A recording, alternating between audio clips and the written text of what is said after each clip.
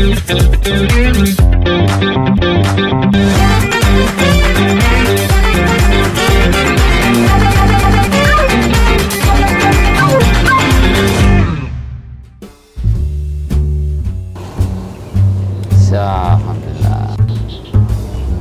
Selamat pagi, assalamualaikum warahmatullahi wabarakatuh. Waalaikumsalam warahmatullahi wabarakatuh. Sobat Lazismu Jember, dimanapun berada, kali ini kita dalam acara ngobrol pagi ini.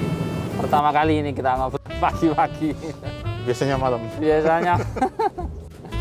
Nah, ini kita sedang live. Alhamdulillah. Kali ini kita bersama Pak Imam Fauzi dari Lazismu Jawa Timur. Semangat kita. Nyari kemana-mana, akhirnya nyari vendor, tempat pembekuan, tempat pengalengan, tempat pemotongannya di mana. Oh, kita persiapkan matang betul waktu itu. Nah, ternyata kendalanya karena program itu pertama kali, kita agak macet di kuota. Oleh pabrik pengalengan itu tidak bisa diproses daging kita kalau belum sampai kuota minimal yang diinginkan oleh pabrik. Kan mereka nggak mungkin ya kita store 1 kilo minta direndangkan jadi berapa kali. Betul. Jadi ada minimum tonasenya itu. Daging sekian ton baru bisa diproses. Kita waktu itu masih sangat, saya ingat itu. Iya, masih sangat minim. Nah, itu yang dalam catatan sejarah kami yang tanda kutip ya paling berjasa ya teman-teman MPKU wilayah itu, karena kepedulian beliau-beliau di MPKU sama rumah sakit itu bisa tertutupi itu kekurangan untuk bisa diproses itu kuotanya. Akhirnya tapi bisa diproses. Alhamdulillah bisa, dan itu luar biasa itu. Kita mencoba memasarkan program itu tanpa satu contoh produk waktu itu. Pertama itu kita dapat 583 juta di periode pertama tahun 2017 itu. 2017. Iya. Jember ikut sudah. Ikut. Alhamdulillah. Jember selalu nomor 1 dalam hal itu ya. Saya masih ingat kita pernah memberikan penghargaan juga kan. Iya, di Magetan waktu di Magetan waktu Rakerwil itu. Okay. Saya masih ingat karena saya mulai awal ikut saya urusan program kemasan ini. Kebetulan ya tiap tahun saya bisa mengawal program ini tuh ya mulai awal sampai hari H. Pada saat hari H memang saya selalu ada acara keluar.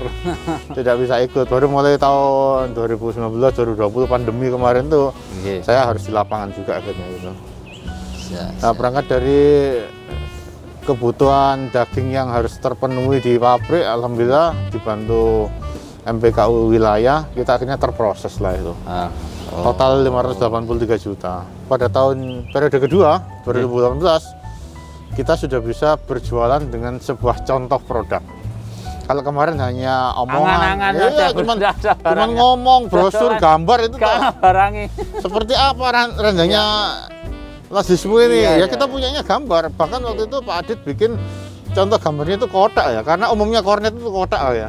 Kalengnya ya. Iya, saya nggak punya bayangan karena proses negosiasi sama kontrak-kontrak dengan vendor pengalengan itu masih sambil jalan, jadi sambil jualan. Iya. Optimis saja yang ada itu. Begitu tahun 2018 kita punya contoh luar biasa itu. Saya kaget itu ya dengan tampilan-tampilan yang kita suguhkan, marketing yang kita sederhana sebenarnya marketing kita itu. Iya. Dan kita mencoba mencari pasar dari luar. Dan ternyata pasar di luar itu lebih besar daripada internal. Pikiran kita gitu. Alhamdulillah mendapatkan tahun demi tahun kan. Iya, 1,8 miliar. Tahun kedua itu. Jadi 1,8 miliar itu luar biasa kan 3 kali lipat itu kan.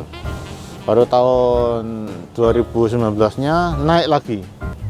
Jadi trennya itu tren naik waktu itu. Tren naik terus. Cuman tahun 2019 dari tahun 2018 ke 2019 itu kita menjadi 2 miliar, 2,052. Jadi angka-angka itu cukup kita hafal ya di luar kepala ya karena kita bergelutnya di situ. Iya. Saya Pak Zaini sama teman-teman tim kurban itu yang awalnya kita memprospek itu hanya untuk Jawa Timur. Alhamdulillah bisa ditunjuk oleh nasional. Bahkan nasional kan Presiden Pusat awalnya kan sendiri kalau Jatim sendiri. Program ini kita coba di Jatim sendiri, responnya seperti apa. Tahun depannya alhamdulillah gabung lah teman-teman. Memang kita ajak gabung gitu. Maksud saya kalau lebih banyak, harapan kita kan dapat harga lebih murah. Betul. Kebermanfaatannya kan lebih banyak gitu loh. Yang dibagi juga lebih banyak gitu.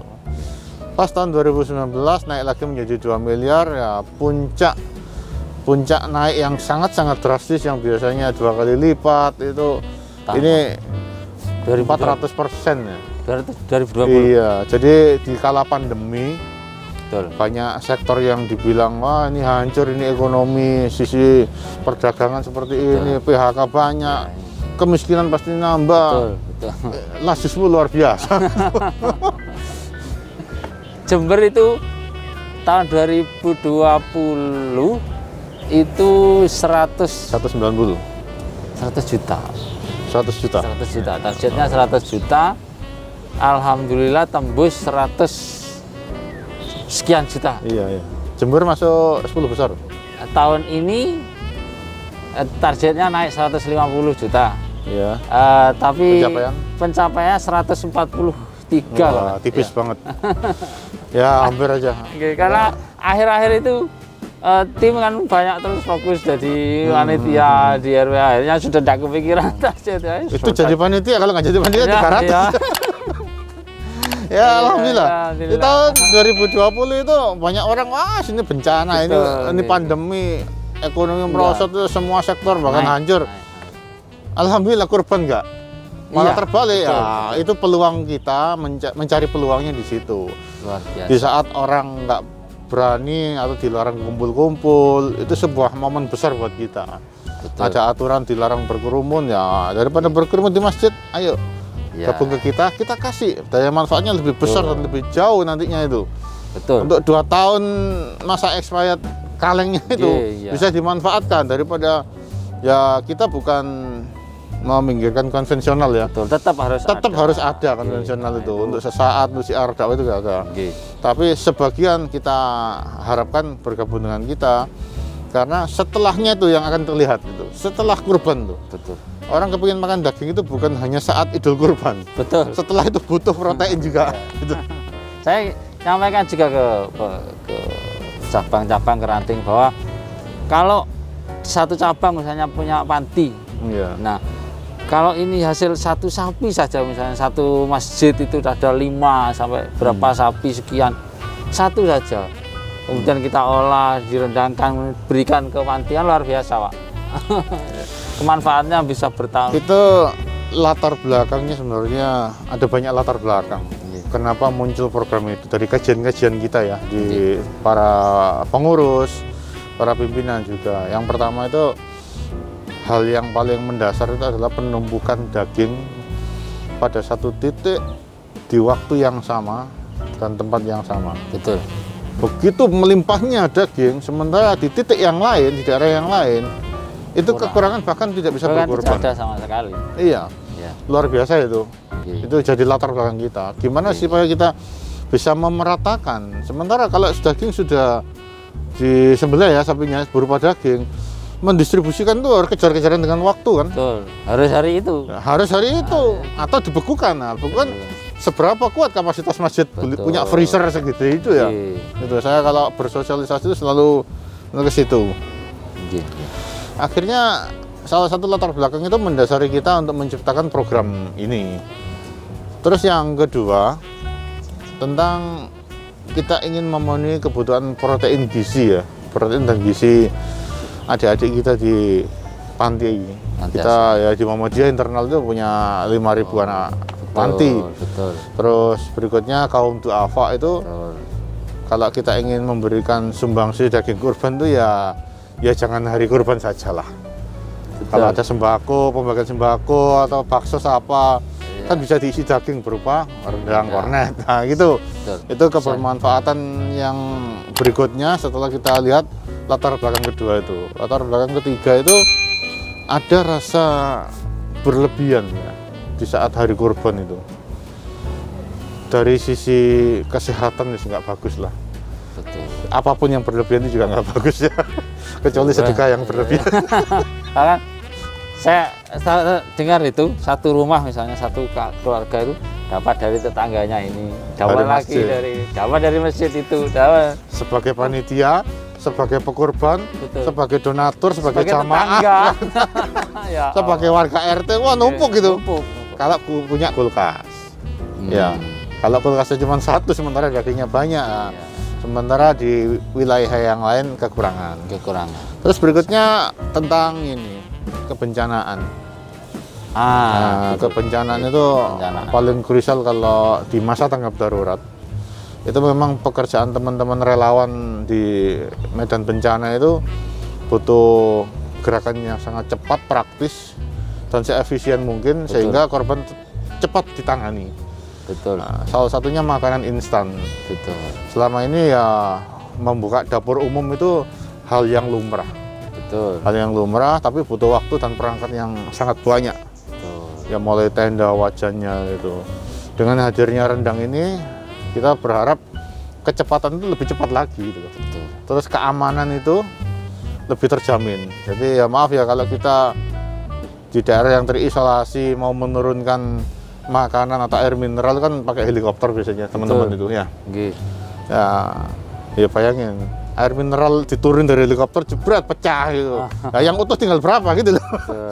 Mie instan diturunkan jebret biar pecah lagi tinggal berapa gitu. Beras juga gitu. Begitu kaleng diturunkan utuh. Itu udah kita kasih. Terus yang berikutnya kita ingin memberikan sesuatu itu yang terbaik ya. Kita diajarkan oleh Rasulullah bahwa kalau bersedekah, berinfak itu berikan yang terbaik. Pada saat mereka tertimpa musibah, tanda kutip korban bencana ya. Saya ambil contoh banjir aja. Korban bencana banjir itu secara ekonomi kena. Hartanya apa? Intir ya, terhanyut. Hanyut. Ya mungkin ijazahnya atau surat berharganya ya mungkin gitu. Ya istilahnya harta saya bilang gitu. Terus dari sisi penyakit, mulai diare nantinya, gatal-gatal, itu kan ada kan? Ya, sektor ekonomi kena, sektor kesehatan kena, psikologi kena loh. Jelas. Dia tertekan batinnya loh, kehilangan harta, belum lagi kehilangan anak, atau kehilangan suami atau istrinya yang hanyut itu misalnya gitu ya. Sudah 3, psikologi, kesehatan, ekonomi. Kita para relawan atau orang umum lah, inginnya membantu. Yang dibantu kalau umumnya di masa tanggap darurat harus cepat, itu sesuatu yang instan semua. Betul. Nah, untuk memenuhi gizinya, mereka kan sudah drop ya. Kita ingin memulihkan kesehatannya supaya mereka bahagia, bisa semangat hidupnya itu timbul lagi. Betul. Kita kasih mie instan. Saya tanya kadang-kadang ke teman-teman, mie instan itu nasi bukan? Bukan Pak, jadi ada lauknya. Nggak ada. Itu ya lauk. Ya ada lauknya virtual ya. Gambarnya itu kan ada itu dibungkusnya. Terus sayurnya ada, kadang sayur kering. Nah, maksud saya gini, itu kan nggak komplit ya. Bukan meminggirkan sebuah makanan instan yang kayak mie instan, enggak. Kalau ada yang lebih bagus, kenapa enggak kita kasih. Akhirnya kompleks lah yang akan diterima oleh para korban itu kalau perlakuan yang diberikan seperti itu. Menurut kami ada yang lebih elegan, lebih bagus. Sudah kena ekonominya, kesehatannya kena, psikologinya kena, gizinya mungkin diperbaiki, ternyata dikasih makanan seperti itu. Kalau ada yang lebih baik, kenapa enggak masuklah kita pemikiran itu. Ini standar gizinya sudah diuji. Standar internasional ini ada nilai gizinya, proteinnya ada, kadar lemaknya berapa terukur semua. Karena ini yang bukan rumahan, industri gitu loh. Karena kalau misalkan kita bikin ya semacam model-model di rumahan gitu ya nggak berani kita, apalagi untuk konsumsi masyarakat umum ya di itu apa di Indonesia. Dengar itu ada ini tanpa pengawet kimia. Betul. Ya kenapa kita nggak bisa terlalu lama ya cukup hanya 2 tahun. Itu sistemnya sistem tanpa pengawet. Kita hanya mematikan bakteri di suhu tertentu. Ya. Jadi bakteri itu kita matikan di suhu tertentu dengan waktu tertentu. Jadi di tempat-tempat tertentu ada sistem pemanasan, sistem pembekuan itu juga ada. Terus sistem vakum. Sistem vakum itu ya dipastikan ya bahwa kemasan yang sudah keluar dari hampir finish proses produksi itu tidak ada kebocoran. misalkan dimasukkan ke air, salah satu pengujiannya itu ya. Kalau ada gelembung berarti ada kebocoran, wis nggak layak disebarkan ke masyarakat, dicek itu. Karena berarti ada udara masuk gitu. Nah, kalau ada udara masuk, wes peluang bakteri masuk masih ada dan hidup mesti. Nah, itu salah satu melalui teknik apa ya? Teknik untuk menetralisirkan dari bakteri-bakteri yang jelek itu ya. Itu panjang sekali dan itu melalui sertifikasi internasional juga di industrinya itu. Jadi bukan tanpa itu. Kalau halal haram itu wes otomatis sih itu selesai itu nomor satu lah itu karena di wilayah negara kita kan. Tapi kalau yang standar-standar kesehatan gizi itu ya harus kita lalui benar-benar karena untuk pengujian itu melalui proses di internasional juga ya. Pengujian belakang yang latar belakang yang mendasari kita yang terakhir itu adalah masalah distribusi. Selama ini kurban konvensional itu untuk menjangkau ke daerah terpencil, pelosok itu di tanah air, itu sangat sulit. Betul. Sama di awal 2021 itu yang ada banjir bandang di Kalimantan Selatan sama di Sulawesi itu, kita ada perintah dari PP Muhammadiyah untuk mengirimkan bantuan 1 kontainer itu. Nah, hari itu ada perintah paginya, siang kita jalankan, besok kita sudah ada pengiriman video penerimaan.